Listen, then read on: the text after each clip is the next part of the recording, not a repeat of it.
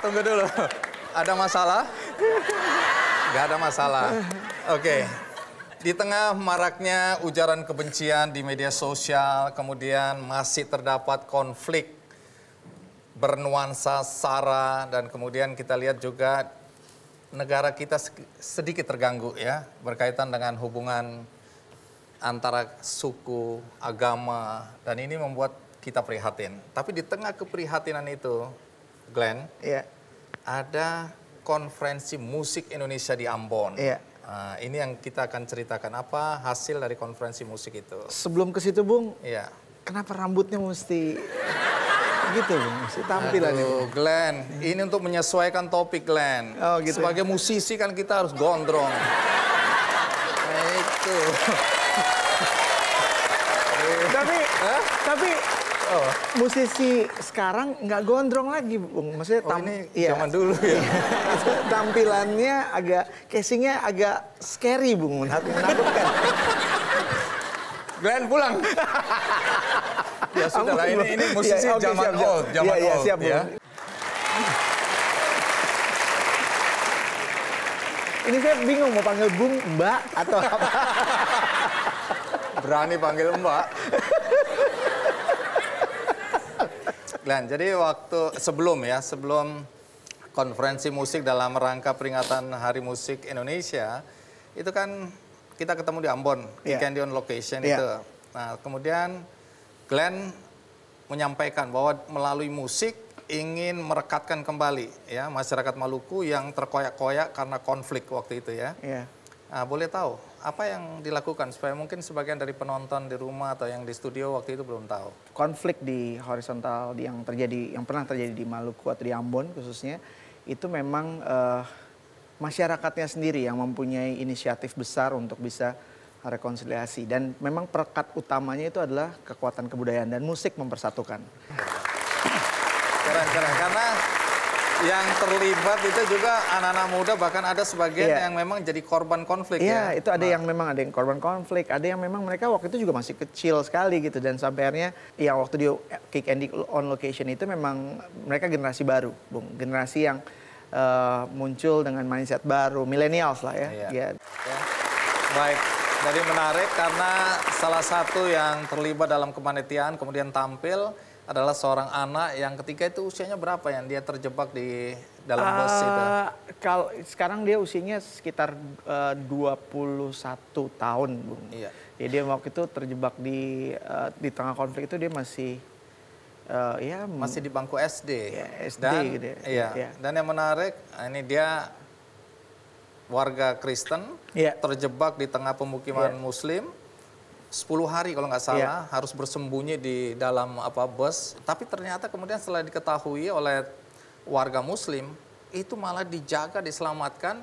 Ibunya, bapaknya bahkan sudah menganggap dia udah nggak ada, udah meninggal. Tahu-tahu dibawa pulang ketika konflik sudah mulai reda. Itu indahnya sebenarnya. Luar biasa tuh, Bung. Nah, berdasarkan perjalanan cerita Glenn tadi, kemudian muncul konferensi musik Indonesia. Boleh tahu, Glenn, apa hasil-hasil utama yang dideklarasikan oleh teman-teman waktu itu? Poin itu sebenarnya ada 3 hal yang sangat penting sekali dibahas di konferensi itu selama 3 hari. Itu dari musik dilihat dari aspek ekonominya, kesejahteraan, dan hal yang berhubungan dengan bagaimana mengelola tata kelola musik, ekonomi. Kemudian yang kedua, musik dari aspek pendidikan. Dan yang ketiga, ini musik sebagai alat ketahanan kebudayaan. Oke, menarik. Sampai situ dulu, tapi sebelum kita lanjutkan, mari kita simak dulu liputan berikut ini.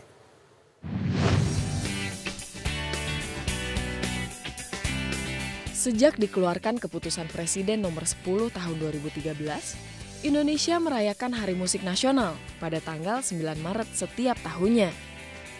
Hari Musik Nasional ditetapkan karena musik dipandang sebagai ekspresi budaya yang bersifat universal dan multidimensional yang mempresentasikan nilai luhur kemanusiaan serta memiliki peran strategis dalam pembangunan nasional.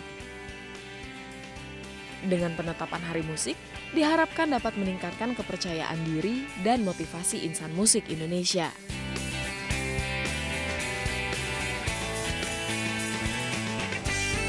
Pada tahun 2018, dalam rangka Hari Musik Nasional diadakan Konferensi Musik Indonesia di Ambon dengan Glenn Fredly sebagai ketua komite. Konferensi ini dirancang sebagai forum konsolidasi musik nasional dalam memajukan ekosistem musik Indonesia. Puncak acara Hari Musik Nasional sendiri dirayakan dengan diadakannya festival yang dimeriahkan oleh musisi-musisi ternama Indonesia. Dengan meningkatnya perhatian bagi musik dan musisi lokal, diharapkan musik Indonesia bisa menjadi tuan rumah di negeri sendiri dan menjadi salah satu kekuatan ekonomi kreatif Indonesia.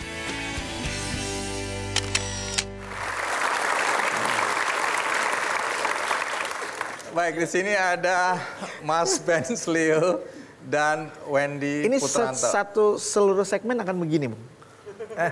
Tergantung berapa banyak kutu yang masih tersisa. Oke, Mas Benz. Ya.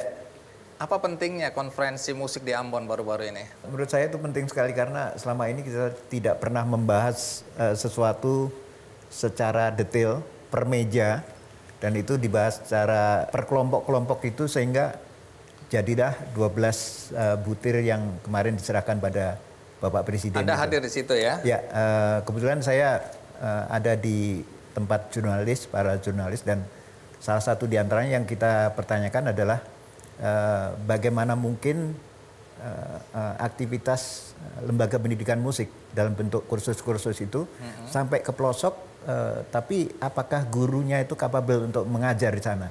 Ini salah satu yang kemarin kita bahas, sehingga rasanya kok penting sekali untuk itu juga digarap secara profesional. Kalau dari kacamata Wendy, apa pentingnya konferensi musik di Ambon atau perayaan Hari Musik Indonesia? Selama perjalanan yang dibilang Glenn 50 tahun industri musik itu terjadi, semua sektor dari industri musik, semua pemangku kepentingannya itu tidak pernah duduk satu meja, tidak pernah merencanakan, tidak pernah mendiskusikan, tidak pernah membahas strategi dari industrinya sendiri, apa yang harus dilakukan, bagaimana masa depannya, apakah kesejahteraannya akan tercukupi nantinya. Jadi semuanya berjalan masing-masing. Nah, untuk pertama kalinya selama 72 tahun Indonesia merdeka, akhirnya para musisi dan juga para pemangku kepentingan itu duduk satu meja nih, Pak Andi. Dan kita bertemu di Ambon, kita bertemu di suasana yang sangat indah gitu ya. Karena bisa dibilang Ambon memang kota musik. Itu makanya benar-benar itu bersejarah banget konferensi musik ini karena memang tidak pernah sebelumnya pemerintah hadir di situ, dan kali ini alhamdulillah pemerintah hadir. Ya, nanti kita elaborasi lagi, termasuk ada teman-teman musisi sini juga bisa memberikan tanggapannya. Ada favorit saya, zaman saya, Sylvia Sarce. Di sini juga ada diplomat Indonesia kita, Pak Jauhari Ormangun. Mau bilang Mas jadi nggak jadi. Ya, sebentar lagi mungkin dikirim jadi dubes di Tiongkok. Iya, nanti boleh juga berpendapat ya. Dan teman-teman yang lain. Baik, nanti kita akan bahas lebih lanjut berkaitan dengan apakah musik bisa menjadi pemersatu bangsa kita di tengah ujaran kebencian, konflik bernuansa sara, dan juga dari perspektif ekonomi. Dan bagaimana ekosistem industri musik kita bisa dibangun. Kita rehat sejenak, ikuti terus Kick Andy.